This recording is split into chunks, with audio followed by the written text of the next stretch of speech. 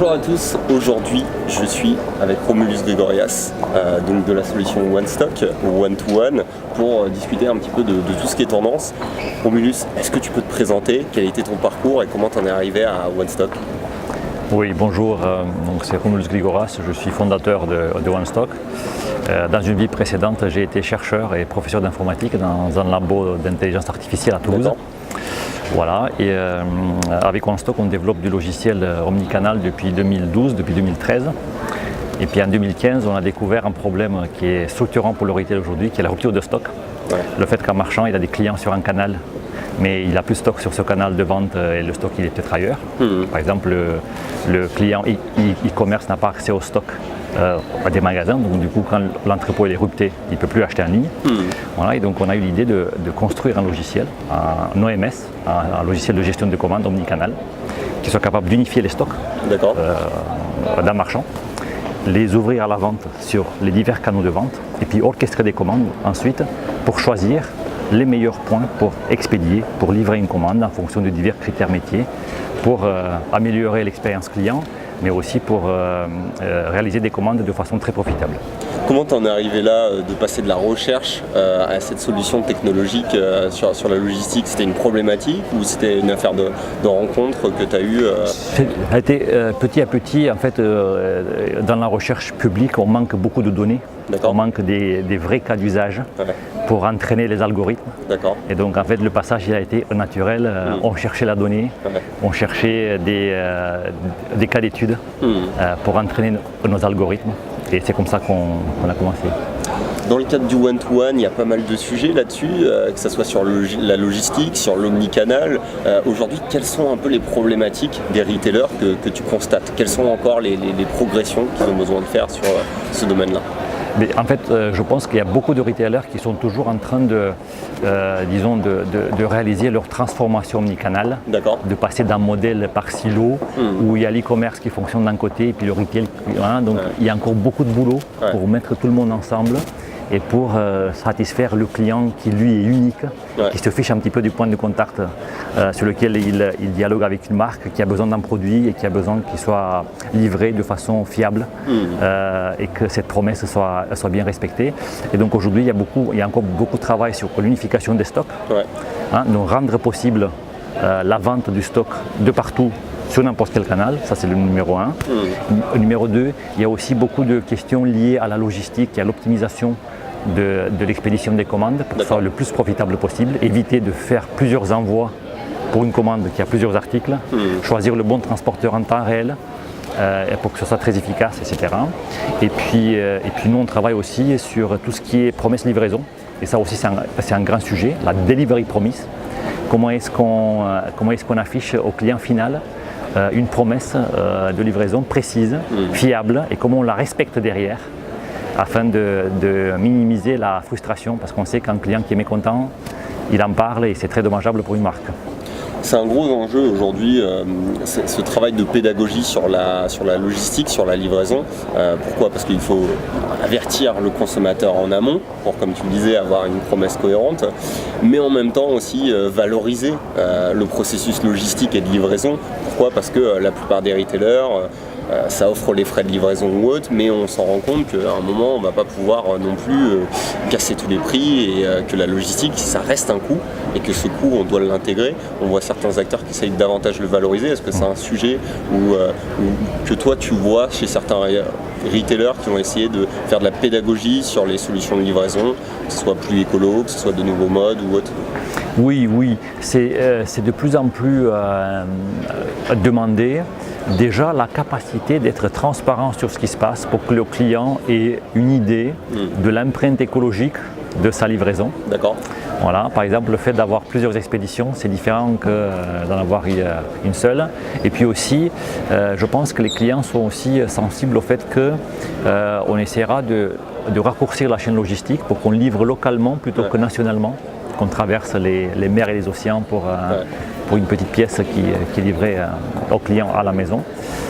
Voilà. Et puis je vois aussi des clients qui s'intéressent à des modes de livraison alternatifs, plus écologiques. toujours dans un souci de proximité, de relation client. Aujourd'hui, pour certaines marques, la livraison, c'est un moyen supplémentaire de contact avec le client. On imagine même faire livrer un colis depuis un magasin, donc du ship from store, au domicile du client, par un vendeur même sur le trajet travail-domicile. Voilà, donc ça c'est quelque chose qui, je pense, ça... Des nouvelles philosophies en termes d'utilisateurs, ce qui doit impacter, j'imagine, votre solution. Vous, c'est un OMS, donc c'est-à-dire qui doit permettre d'orchestrer l'ensemble des flux logistiques, et t'en parlais des stocks, de management de stock. Aujourd'hui, comment vous intégrez par rapport à des systèmes existants, à des plateformes e-commerce, des ERP? C'est quoi un petit peu votre logique d'intégration et de connexion? Nous avons un OMS léger et agile. C'est un OMS qu'on a construit il y a quelques années, donc justement dans le souci à ce que ce soit intégrable sur l'infrastructure, sur l'existant chez le client. D'accord. Donc il y a des connecteurs qu'il faut mettre en œuvre, mais c'est le minimum de connecteurs pour que ça marche. On sait que les systèmes des clients sont composites et assez hétérogènes. Voilà. Et donc c'est pas toujours très facile, mais on y arrive assez facilement, et justement on arrive à faire des projets dans 3 à 6 mois, donc des projets plutôt courts et qui donnent des résultats assez vite, puisqu'avec le ship from store, quand on comble la rupture en ligne en livrant depuis les magasins, on voit souvent des augmentations du chiffre d'affaires e-commerce de 20 à 30%. D'accord. Donc ça c'est du chiffre d'affaires additionnel qui fait que le ROI, le retour sur investissement d'un client de déploiement d'un OMS, il est très vite amorti. C'est de l'ordre de quelques mois et pas des années. Ouais. Donc aujourd'hui, grâce au ship from store, l'OMS moderne, l'OMS distribué est quelque chose qui fait sens économiquement pour n'importe quel marchand. D'accord, donc il y a cette partie de synchronisation des stocks. J'imagine qu'il y a une grosse partie de data aussi, où vous devez remonter de l'information peut-être aux retailers sur dire là il faudra avoir peut-être plus de stocks disponibles. C'est quoi un peu votre vision sur l'outil et un peu les nouvelles briques aussi à anticiper pour le retailer? Oui, le stock, effectivement, c'est le nerf de la guerre de n'importe quel marchand. Il faut qu'il y ait du stock, il faut que le stock soit au bon endroit, et il faut que l'information de stock aussi soit fiable. Ouais. Voilà. Nous, comme on voit que le stock il est rarement au bon endroit et il est rarement fiable, on a mis en place dans le logiciel des outils, des astuces et des process qui font qu'un OMS distribué arrive à orchestrer des commandes même sur un ensemble de points de vente avec des stocks qui sont peu fiables et qui sont un peu mélangés, etc. Okay. Voilà, donc ça c'est un des challenges, mais nous on y a beaucoup travaillé. Aujourd'hui c'est possible de le faire même dans ces conditions.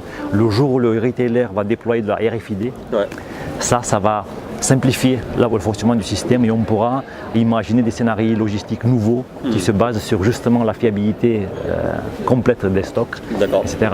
Donc nous on travaille beaucoup sur les stocks, et je pense que, et comme je le disais, c'est un élément structurant chez n'importe quel marchand, et on les aide justement à vendre le plus tôt dans la saison des stocks à plein pot, donc plutôt que plus tard dans la saison, des stocks résiduels qui vont finir soldés ou voire jetés à la poubelle parce qu'il n'y a plus de possibilité pour les vendre, ces stocks-là. Non, c'est vraiment intéressant parce qu'on sait que c'est l'une des problématiques, cette notion un peu d'agilité, que ce soit technologique et puis technique, et qu'aujourd'hui on se rend compte qu'avec le e-commerce c'est du virtuel, donc voilà, il y a cette possibilité-là, mais encore le seul frein, c'est cet aspect logistique, c'est cet aspect de stock, c'est cet aspect d'information pour pouvoir avertir l'utilisateur et donc après répondre à ses attentes.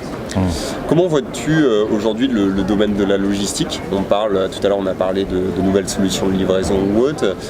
Est-ce qu'il y a des modèles? On voit aussi des e-commerçants qui passent au retail. Il y a pas mal de cas qui sont dans cette logique-là. Le Slip français, Studio Sport, il y a plusieurs e-commerçants comme ça qui se disent voilà, on ouvre et ce passage il est peut-être de plus en plus facile, mais après au niveau technologique, vous avez des clients peut-être de ce type-là, ou c'est principalement des retailers qui sont passés sur le e-commerce et donc votre solution est construite? Nous on travaille principalement pour des retailers qui font aussi de l'e-commerce, mais on voit aussi des gens qui opèrent des pure players qui opèrent plusieurs entrepôts ou qui ouvrent des magasins. Et la logique elle est tout à fait cohérente, puisque finalement il y a des consommateurs à l'échelle nationale. Vous avez tout intérêt à avoir des mini-hubs logistiques qui peuvent être vos propres magasins pour être plus proches du client.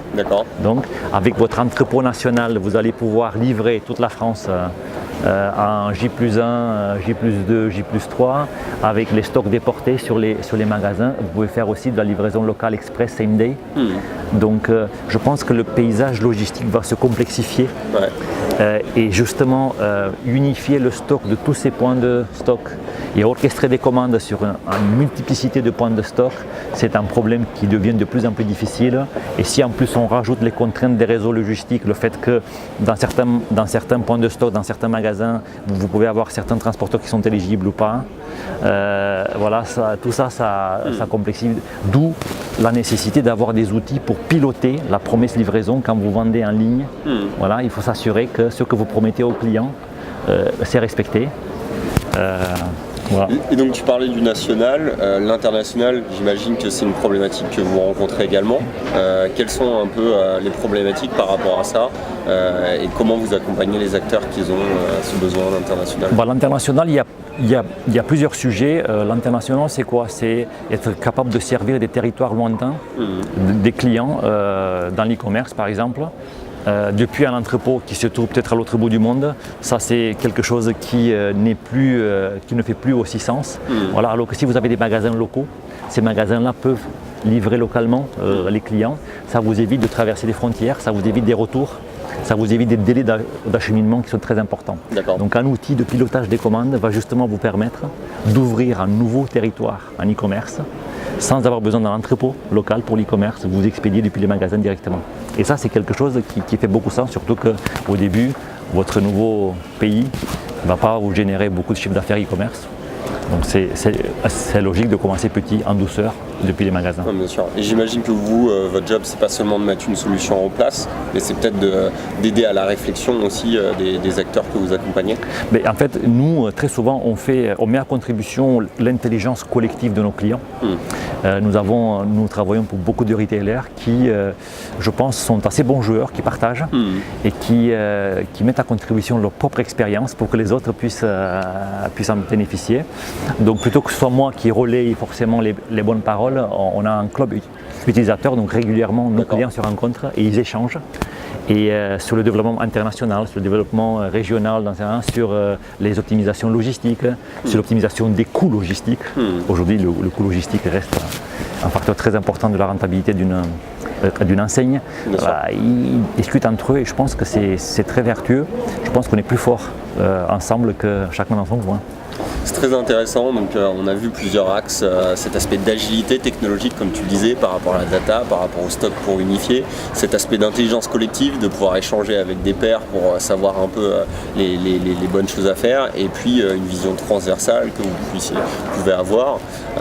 Très bien, bah, écoute, je pense qu'on a couvert pas mal de thématiques, je ne sais pas s'il y avait des sujets où tu voulais échanger particulièrement dessus.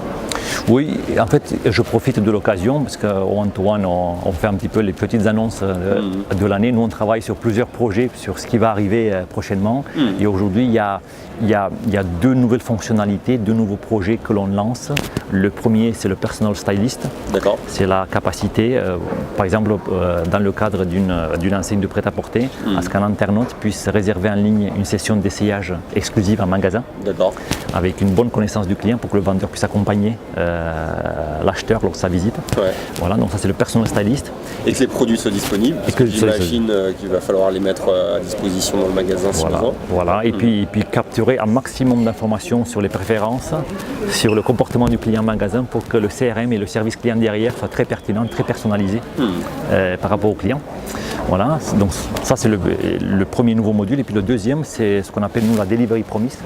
C'est la capacité justement de remonter en temps réel, en fonction du niveau des stocks, en fonction des contraintes logistiques, la promesse client, expédition, coût, délai, pour que le client puisse avoir l'information complète avant de réaliser son achat. Très bien, des beaux sujets, des belles actualités. J'invite les différents membres de notre communauté à te contacter directement via LinkedIn ou à trouver plus d'informations sur le site OneStock où tu as une partie blog, il me semble, avec pas mal de contenu où là il va pouvoir se documenter, donc échanger par la suite. Je te remercie pour ton temps. Merci Nicolas. Et je te souhaite un bon salon.